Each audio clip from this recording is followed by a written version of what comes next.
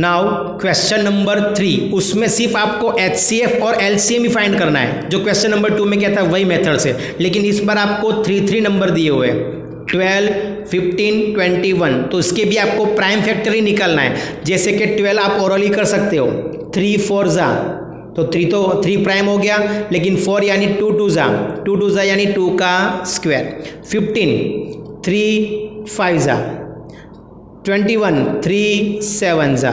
और method HCF LCM में जो था वही इस बार तीनों में देखना है। तो तीनों में इक्वल क्या है, 3, और तीनों में पावर भी कैसी है, इक्वल। तो तीनों में 3 इक्वल है, तीनों में पावर भी इक्वल है। तो HCF में आपको 3 लिखना है और LCM में भी आपको 3 ही लिखना है, उसका अलग से कोई सिंप्लीफाई नहीं होगा। अगर पावर अलग अलग होती तो छोटी पावर HCF में, बड़ी पावर LCM में, बाकी सब सिंगल है।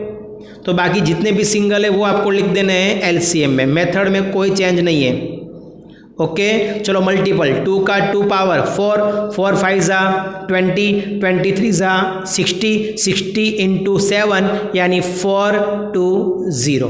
क्लियर। चलो क्वेश्चन नंबर 2, 17, 23, 29 ये तीनों के तीनों प्राइम है।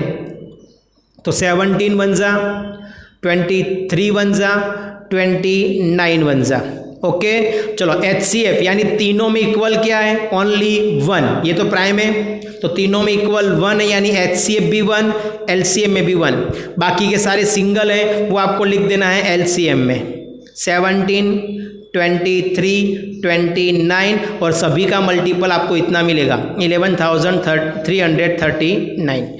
नंबर 3, 8 9 25, 8 यानी 2 का क्यूब, 2 2 जा 4, 4 2 जा 8, 9 यानी 3 का स्क्वायर, 25 यानी 5 का स्क्वायर हो गया।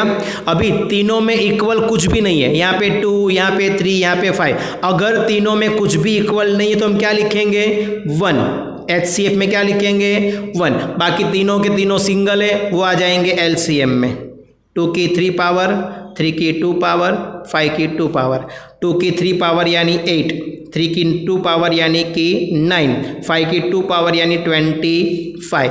तीनों का मल्टीपल 25, 8 जा 200, 200 इंटू 9 यानी 1800। क्लियर। होमवर्क में 2 सम आपको दिए, इसी मेथड से आपको सॉल्व करने हैं। आगे क्वेश्चन नंबर 4, क्वेश्चन नंबर 4 में आपको HCF फाइंड करके दिया है। HCF आपको फाइंड करके दिया है, HCF is equal to 9, then find LCM।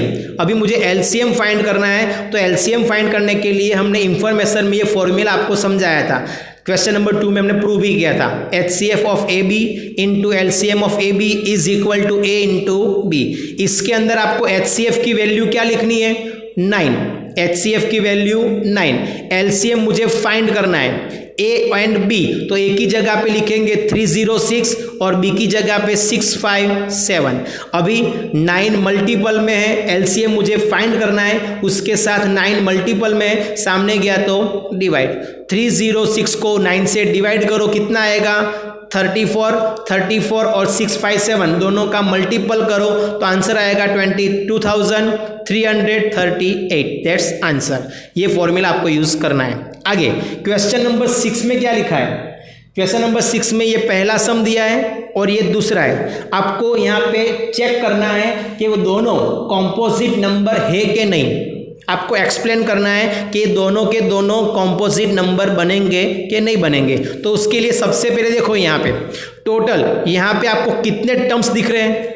आप बोलोगे 4, लेकिन ये 4 टर्म्स नहीं है, ऑलवेज टर्म्स प्लस माइनस से चेंज होता है। तो पहले 3 देखो, तीनों के बीच में मल्टीपल है तो इसका मतलब ये फर्स्ट टर्म हो गया, ये ओनली फर्स्ट टर्म, और ये प्लस के बाद 13 लिखा है वो सेकंड टर्म। तो यहाँ पे टोटल कितने टर्म हुए, 2। ये फर्स्ट टर्म सेकंड टर्म, दोनों में से आपको क्या करना है, 13 कॉमन निकालना है। दोनों में से आपको 13 यहाँ पे कॉमन निकालना है।